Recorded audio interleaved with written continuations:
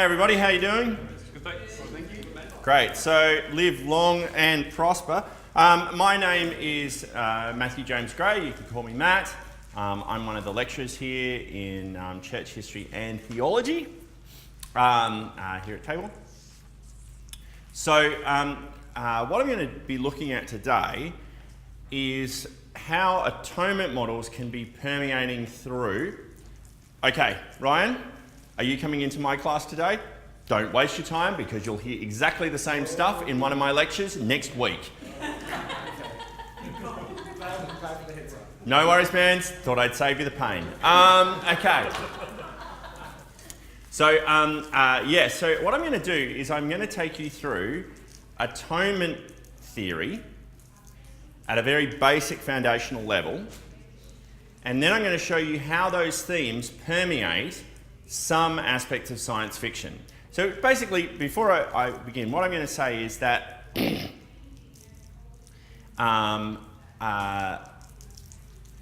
both Paul and Dave, who I greatly respect, have said don't look for Christological figures. And I actually agree with that in terms of, like, you can pull open anything and try to turn that into Jesus, and that will usually fail. But it depends on what theology you're trying to actually engage with in terms of showing motifs and things like that. If you're looking for sin or brokenness, you might not necessarily see a Christ model in that. But there are times where you can actually see, a Christian motif quite explicitly, and by that I mean a Christological one, permeating. And today I'm going to take you through where that comes out very clearly in atonement models. Right? So atonement, if you're not familiar with that term, atonement is effectively how does Jesus fix us? When he dies on the cross and rises again, how does he fix us? Now, one of the interesting things about that is that the answer to that is somewhat a mystery. It's really hard for us to actually nail down exactly how he does that. So when you have the sentence which is effectively an atonement sentence, which is Jesus died for my sins, what's the connection between your sins and his death? Why does that fix that? That's kind of the tension that we're dealing with here. Now that can be answered in any myriad of ways, and I know it can be answered in any myriad of ways because the church has found myriad ways to actually answer that over the last 2,000 years. Now we'll look at two key examples of how they've done that today. Now there's actually 4 or 5 ones that I could have gone through, but I'm just going to go through 2 key ones for today. Okay. Now the thing is, every good atonement model needs to have certain building blocks. So what I'm going to do is I'm going to start by showing you those key building blocks. And then what I'll do is I'll take you through some examples. Now the first example that I'm hoping that I have time to do is around a good example of where you can just look at it and go, yep, there it is, yep, there it is, yep, there is, tick all of the boxes. On the second one, I'm actually going to show you one where it sucks. Where what happens is it doesn't tick those boxes. But actually, if you're familiar with the Star Trek universe, you're sitting there and you actually are dissatisfied by the end of that episode. And the thing that dissatisfies you about that episode, well, there's a few things, but I'll leave that alone for the moment.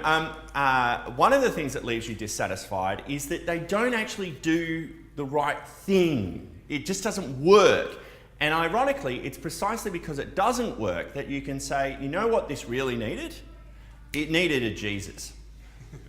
It actually needed an atonement model to be upheld.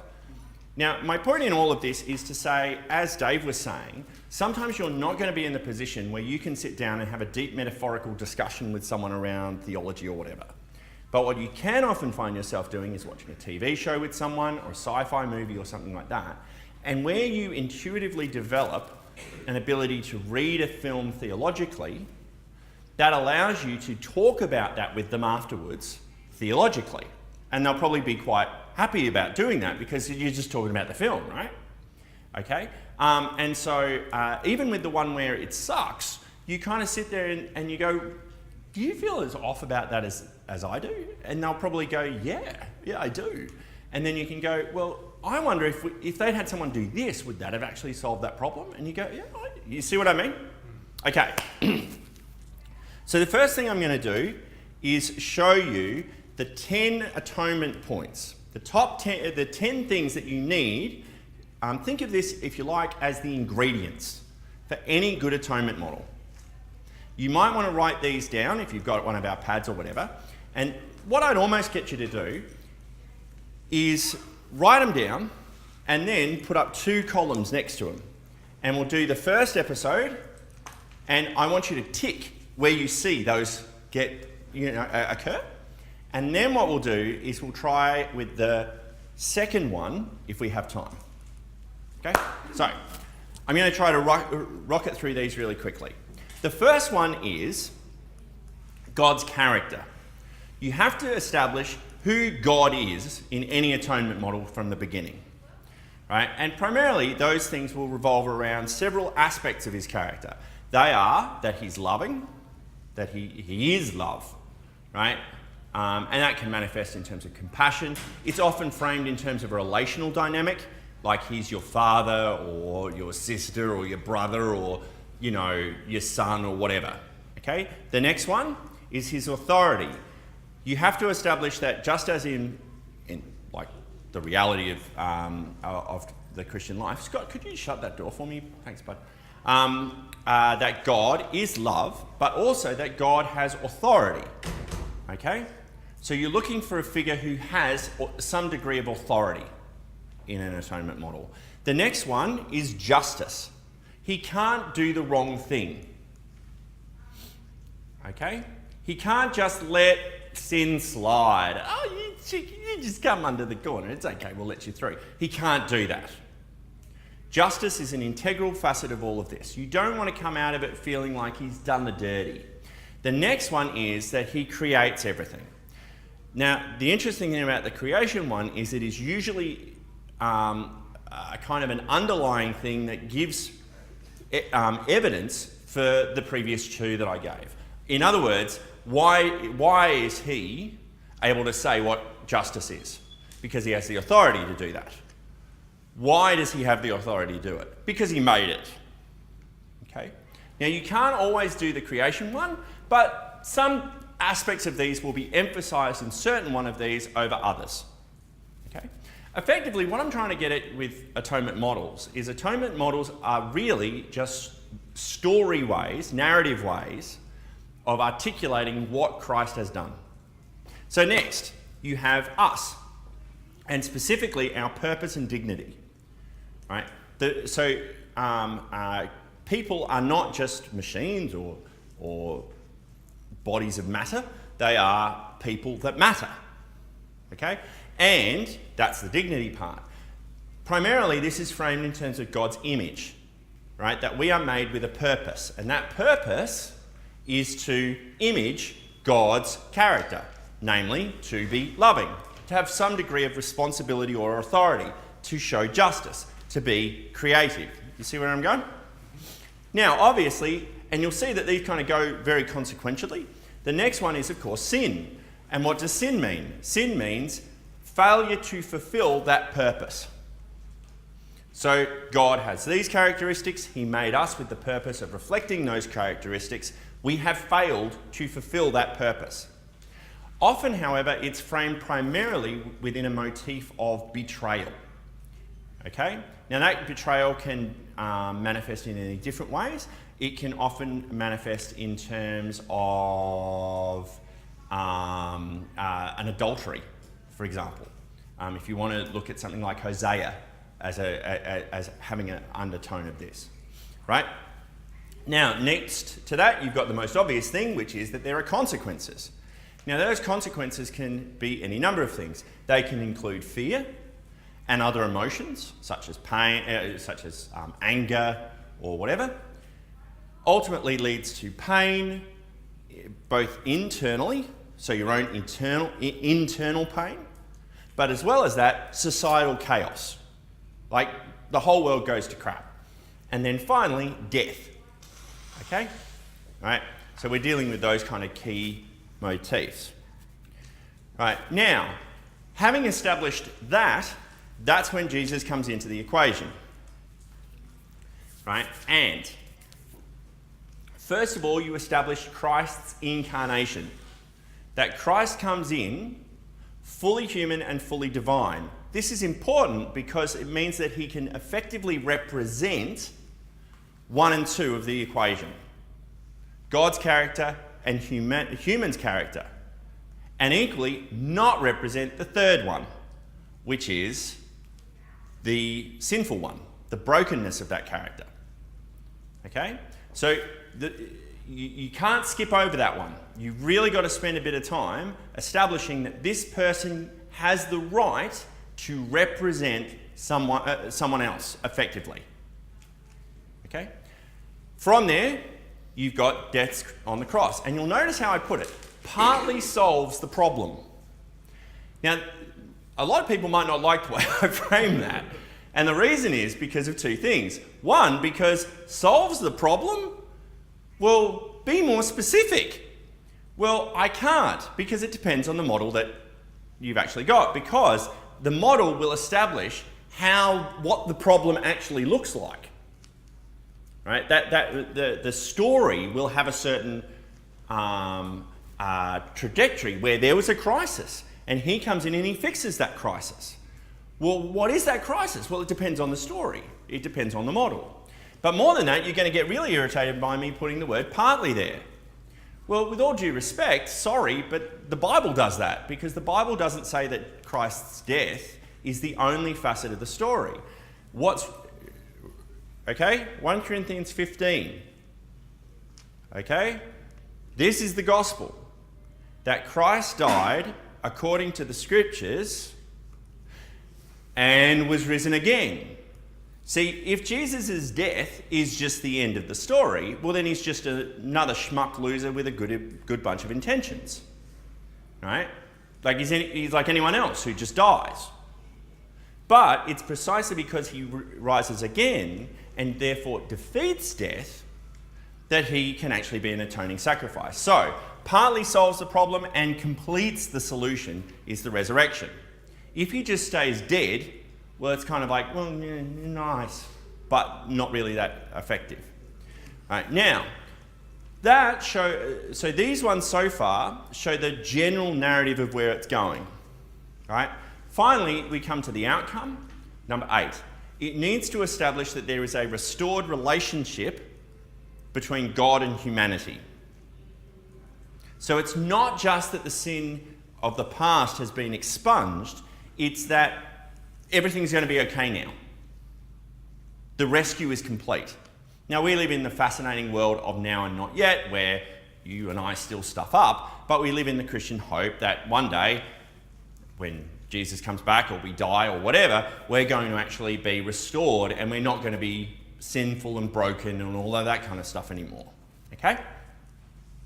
Now, to this, we have 2 other key things that are ideal.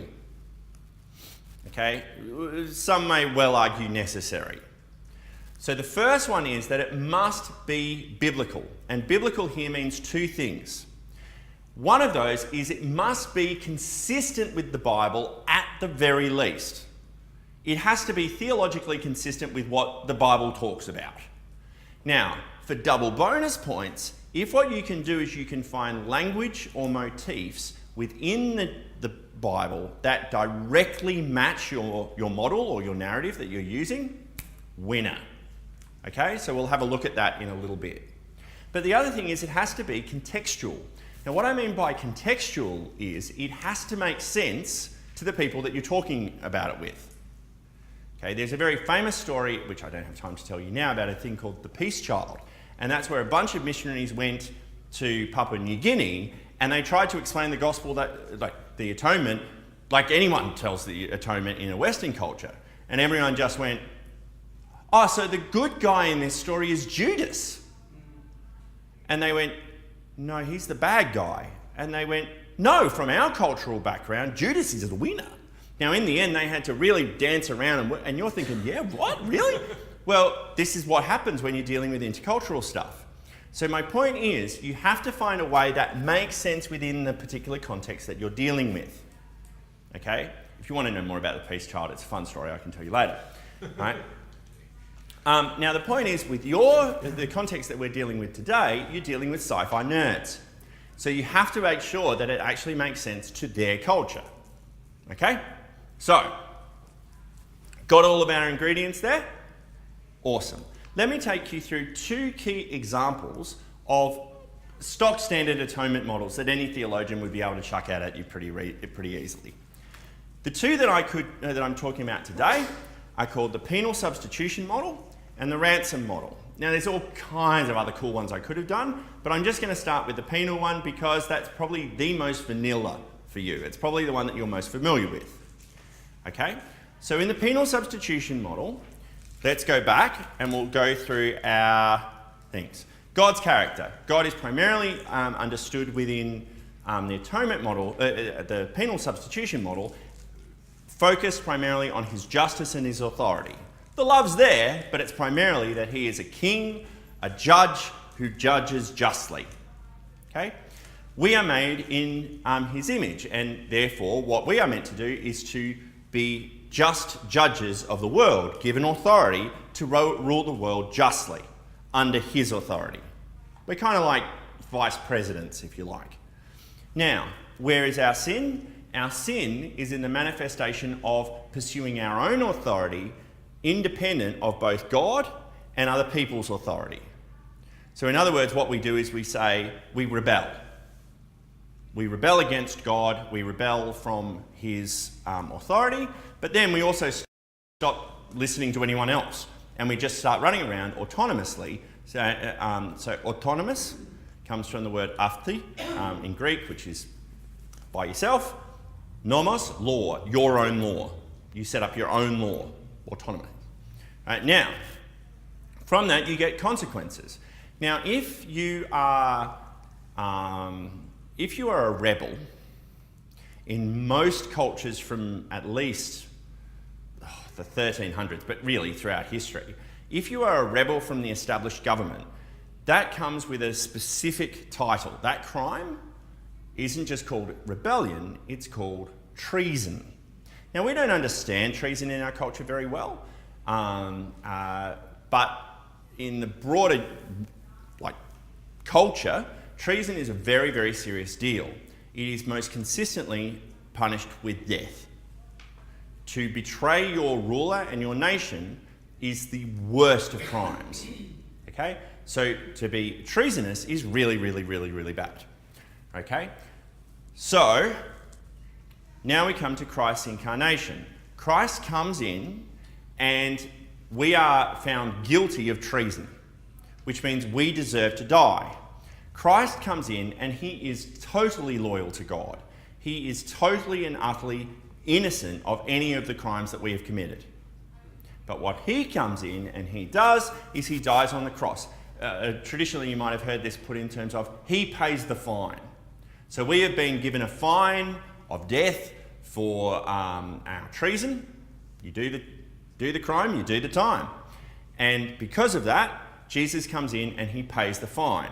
Now, because the fine happens to be death here, usually that doesn't really work out too well. And part of the dynamic that's often framed here is you can't die for me because you got your own treason to die for. What is different about Jesus is that Jesus dies and he has not done anything wrong. So he can both pay the fine and then walk off fine afterwards, miraculously. And that's what the resurrection is. Right. This leads to restored relationship. We are no longer in animosity with God. We are no longer rebels. We are made part of the family, right? Jesus is restored. But this also comes with a new obligation, and that is that now we are more explicitly under the authority of Jesus as our King, as our Lord, as God, in all that Trinitarian fun stuff. Okay? You with me so far? Is this biblical? Categorically, hands down, very easily done. In terms of are there motifs where God is a king? Yes. Are there motifs where humans are described as rebellious? Yes. Are there examples of the Bible talking about Jesus dying for our sins as a taking on the punishment that we deserve? All over the place. Okay? Is it contextual? Well, yeah. It is and it isn't. It has been much more contextual in certain other cultures, basically from the 1500s onwards. That's when the penal substitution model really came into its own and became the most popular and dominant model, certainly within Protestantism. It's become harder for it to make sense in our context because we don't understand treason anymore. Treason relies on the idea that you are under obligation to obey utterly and without question your nation, and to betray your nation would be utterly despicable. We don't think like that anymore. We actually feel like it's a good thing to be able to rip into your nation left, right and centre. Think of how we talk about our politicians, no matter who they are. Like, you could be a lefty and you would still talk about Bill Shorten like he's a tool, and you could be a righty and you could talk about ScoMo like he's a scumbag. It's just what we do, right? So treason is something that in our culture we have no problem with whatsoever. The other dynamic that makes this complicated is, and this kind of ties into that, is that we live in a democratic culture rather than an imperial culture. Which, what I mean by that is, like, when this was set up by people like Calvin and stuff, it made total sense because they had kings and lords and dukes and stuff. And you did just, like, they ruled you. You didn't vote them in. Whereas with us, if we try to explain this to people and we say, so you have rebelled against the king of the world, the ruler of the world, they say, well, what's his Medicare proposal? Okay? Like, you know, what's his retirement plan? You know, they actually assess it as something that they can consume, that they would vote for. Well, I didn't vote for Jesus, so why should I bother? Do you see what I mean? Okay. So, now, the next one that I was saying was the ransom model. Now, some people, when you talk about the penal substitution model, just for the last second, will identify that as the model. Like, that's what Paul and the rest of the disciples were running around telling people. You know, God is like a 17th century king. In the first century. It's not my place to actually argue that with you today. My point is, historically, that's just not true. Historically, the Bible, the Christian church has gone through at least 3 or 4 major atonement models that they've used. And the first one, the one that won hands down from the beginning, was the ransom model. Okay? Ransom model was like the bomb. It was the main one that people understood from Irenaeus onwards, right up until around about the 1000s. So let me go through it with you quick. God's character. God is all of these things. Just, loving, creates the world and everything else. We are made as effectively, not his slaves, but his underlings. We are his children. We are like children of a major authority figure. We are under his obligation and responsibility as his sons and daughters. Sin comes in, and this is a very interesting facet of the ransom model. Satan comes into the equation much more explicitly. Now, what happens with Satan is that Satan comes in at the fall, and he says, you can actually have all of these wonderful benefits if you come under my authority, and I'll be really nice to you. And sometimes death is framed as Satan, like they're almost the same thing here. Because what happens is that we go, yeah, sounds cool, and we come under his authority. We suddenly find ourselves being slaves to sin and death, to Satan. Slavery was a very, very understandable motif for people throughout this period, right up until, the 11th century. Now we are owned by Satan, not by Jesus, not by God. So this really creates a bit of a pickle, because God wants to get us free. He wants to redeem us and set us free. But every time he goes and says, hey, can I have them back now? Satan says, no, I like having them. I like having these people, right? Sucks to be you, and I know it really messes you up. and I don't like you very much, God, so I'm going to keep on holding on to these people just purely out of spite. Right, you with me so far? So this is our problem. We are now chained in death, in hell, or whatever you want to do. So now, what does Christ's incarnation do? Christ's incarnation is God saying, I'll make you a deal, Satan, or death. I'll make you a deal. We know who you've always wanted, and it's not these schmucks. What you've always wanted is me. So I'll make you a deal. All of them can go free, and you can have me instead. And I'll be your slave in death. Now, Satan looks at that and goes, that's a really nice deal. I like that deal. And so what he does is he says, fair enough, straight swap, they can go, and you can come in. Right? Now, here's the thing that Satan doesn't realise. And this is obviously where the death comes in. The death of the cross, he dies, but then Christ's resurrection. What happens is that what he doesn't realise is that there has always been this prevailing rule, even within antiquity, that if a slave can escape, it's entirely legitimate for them to do so. Right? Slaves didn't escape and didn't go off and run free because they had nowhere to go. Right? But if you're like a slave out in the barbarian lands or whatever, and you somehow manage to get out of there and run home because you're strong enough to overpower your master, well, good for you. You go right ahead. Loyalty, more to the point, disloyalty to your master only matters if you can't get away with it. If you can get away with it, win. So what happens is Satan, you've got to feel sorry for Satan on this one a little bit. Because what happens is Satan says, okay, come on in, Jesus, we got the chains all ready for you. Jesus goes, great, put the chains on, breaks them, walks right out.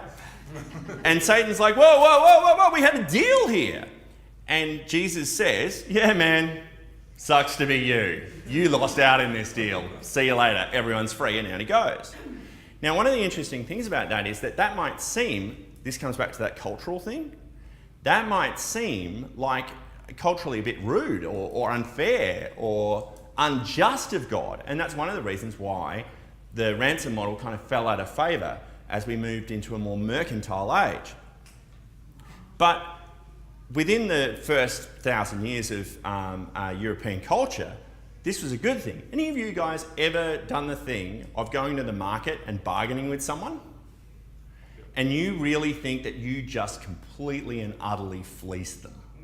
You know, like you've gone to some market in Bali and you come out and you say they wanted $50 for that, but I got it for 10.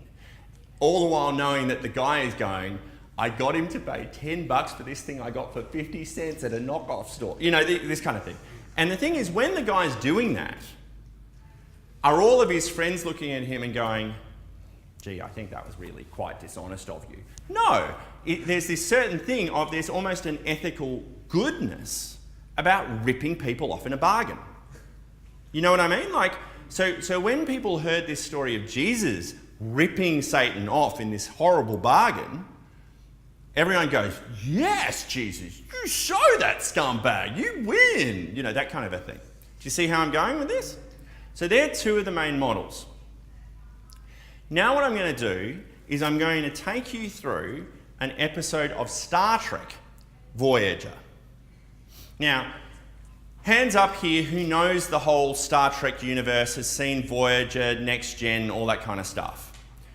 That's okay. If you're sitting there and going, I have no idea, basic plotline that you need for either of these things is the good guys come in a big ship and they come to a planet and they find out things on that planet and then they fix them.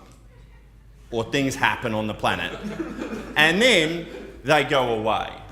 Right? That's pretty much as complex as this gets.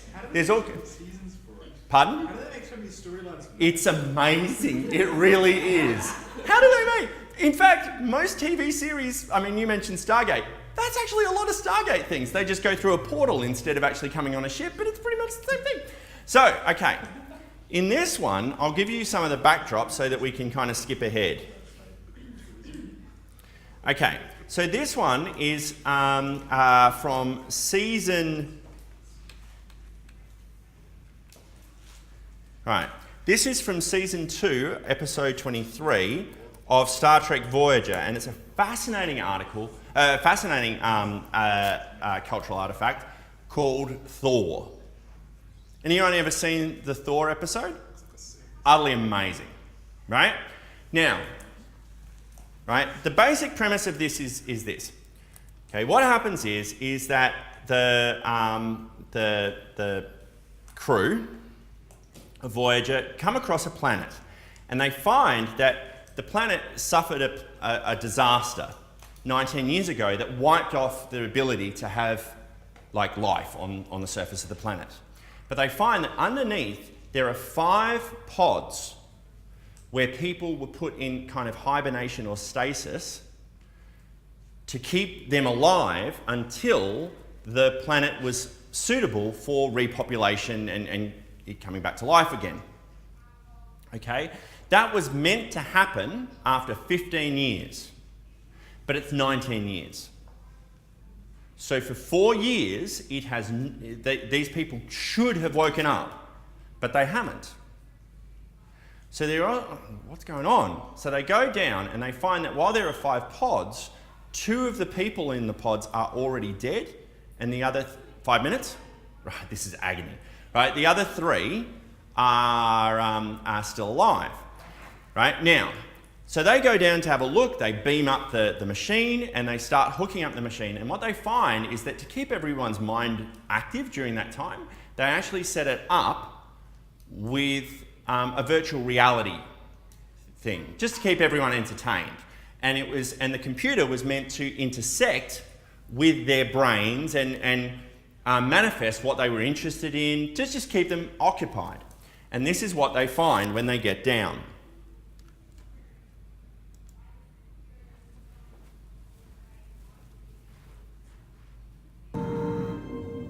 Looks like we made it. How do you feel? Mama?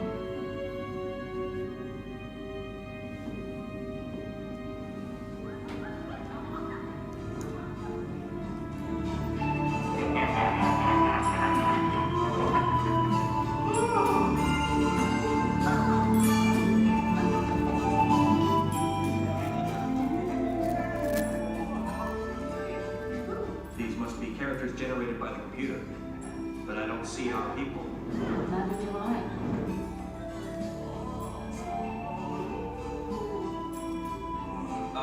Excuse me. We're trying to find some friends. Well, that shouldn't be difficult. We're all friends here. And this becomes a key figure in the whole thing, the grey clown. And he is creepy as all hell. Okay? Right? So, now,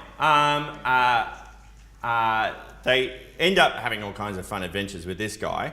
And then it gets to this point where the grey clown explains to them what he is.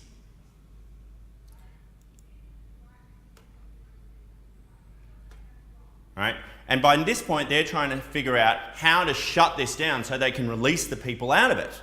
Because they find that, for fascinating technical reasons, they can't just switch off the machine. The people have to voluntarily be allowed to leave, and they need to leave with the computer's blessing. Right? This was part of the safety protocols that were brought in. But this clown will not let them leave. Okay? We're shutting down the whole system, because I promise you, they won't let us stay in here for long.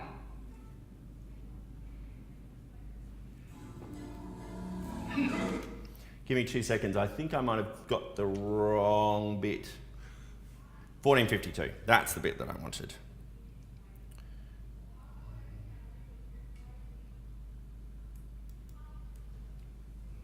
Bring them here, bring them here. Here we go. You're like me. A little of this and a little of that. Ooh, my, what a temper. That's from your mother's side, isn't it? Yes, you see, I know everything. This is my world. My festival. And you're here without an invitation.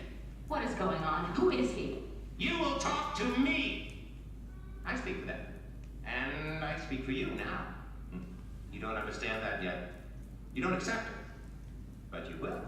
Are you a life form? Or some kind of computer virus that penetrated this system?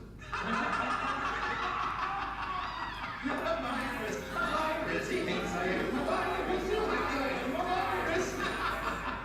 Well, perhaps I'll be a virus today. This one's got a mind full of technical and operational thoughts and ideas. Harry knows viruses. Stop this.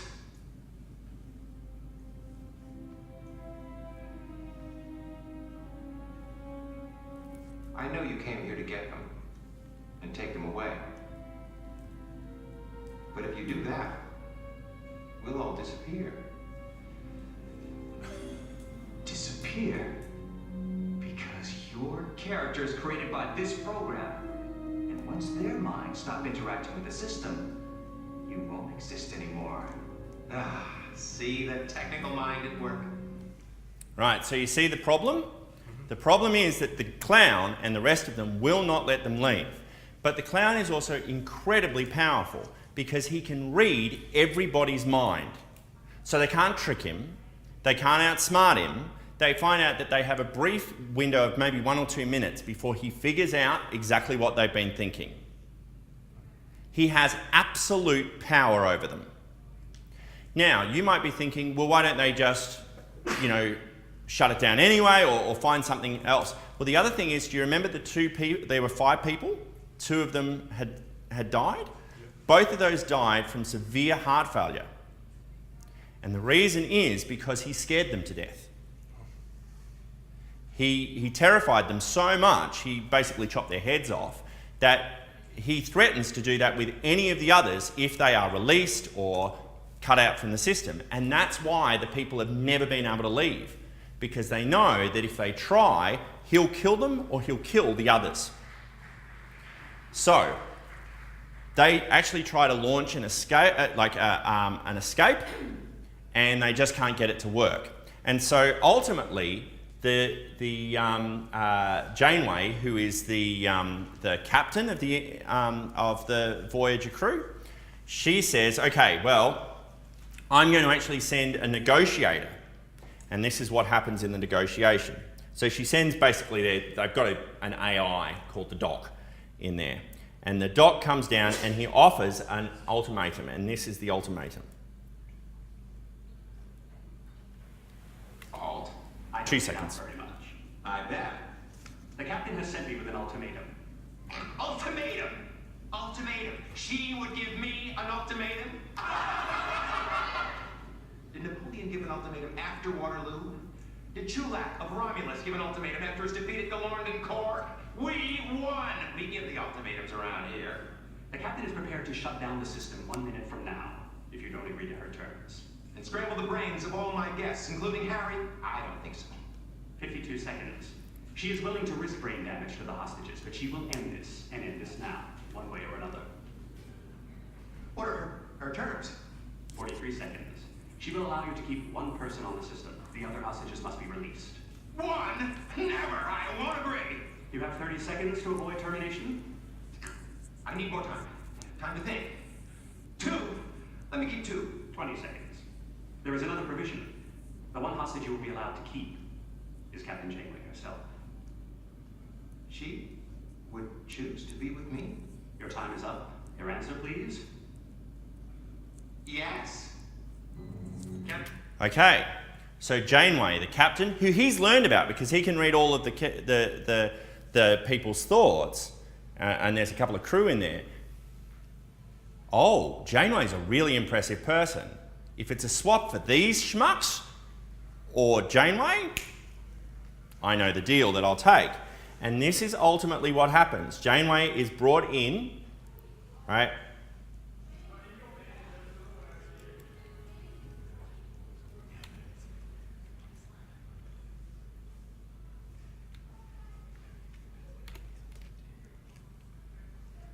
And so Janeway, this is Janeway, the lead character, and this is what happens.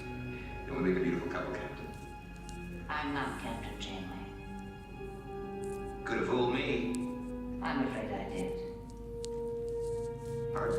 I'm nothing more than a holographic image of Captain Janeway. Sent here by the same technique they used to send their doctor. I've been programmed to respond to you as Catherine Janeway would. But I feel you. You're on the system. She is on the system, yes. But not in stasis. Captain Janeway and her crew modified the pods so that she could be connected to the system without having to enter this environment. The goal was to let you sense her brain activity without putting her in actual jeopardy. You will be able to confirm what I'm telling you as soon as you become aware of her thoughts. And so now, last little bit is this. I'm here because you sensed she had the power to subdue you. No. She lied. It was very un-Starfleet of her. Starfleet captains don't easily succumb to fear. What will become of me? Like all fear, you eventually vanish. I'm afraid.